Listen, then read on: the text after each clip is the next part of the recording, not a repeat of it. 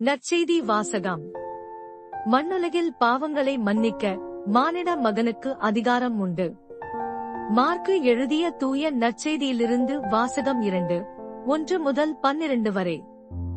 இயேசு மீண்டும் கப்பர்நாகுமுக்கு சென்றார். அவர் வீட்டில் இருக்கிறார் என்னும் செய்தி பரவிற்று. பலர் வந்து கூடவே வீட்டு வாயிலருகிலும் இடமில்லாமல் போயிற்று. அவர் அவர்களுக்கு இறைவார்த்தையை எடுத்துரைத்துக் கொண்டிருந்தார். அப்போது முடக்குவாதமுற்ற ஒருவரை 4 சுமந்து அவரிடம் கொண்டு வந்தனர். மக்கள் திரண்டிருந்த காரணத்தால் அவரை இயேசுவுக்கு முன் கொண்டுவர இயலவில்லை.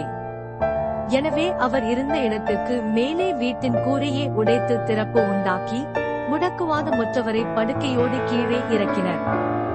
இயேசு அவர்களுடைய நம்பிக்கையைக் கண்டு முடக்குவாதமுற்றவரிடம், மகனே, உன் பாவங்கள் மன்னிக்கப்பட்டன என்றார்.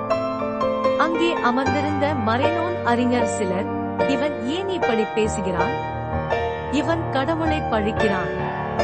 கடவுள் ஒருவரே அன்றி பாவங்களை மன்னிக்க யாரால் இயலும் என உள்ளத்தில் எண்ணிக்கொண்டிருந்தனர். உடனே அவர்கள் தமக்குள் இவ்வாறு எண்ணுவதை இயேசு தம்முள் உணர்ந்து அவர்களை நோக்கி, உங்கள் உள்ளங்களில் இவ்வாறு எண்ணுவது ஏன்? முடக்குவாதமுற்ற இவனிடம் உன் பாவங்கள் மன்னிக்கப்பட்டன என்பதா? எழுந்து உன் படுக்கையை எடுத்துக்கொண்டு நட என்பதா? எது எளிது?